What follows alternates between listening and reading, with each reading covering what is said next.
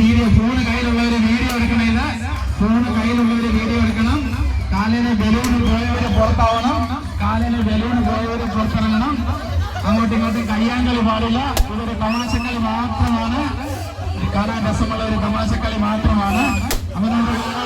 Balloon പൊട്ടിയവര് വളരെ രസകരമായ ഒരു കളിയാണ് നടന്നുകൊണ്ടിരിക്കുന്നത്. പഴയ പടക്കുതിരകളാണ് നടന്നുകൊണ്ടിരിക്കുന്നത്. പഴയ പടക്കുതിരാണ് കളിച്ചുകൊണ്ടിരിക്കുന്നത്.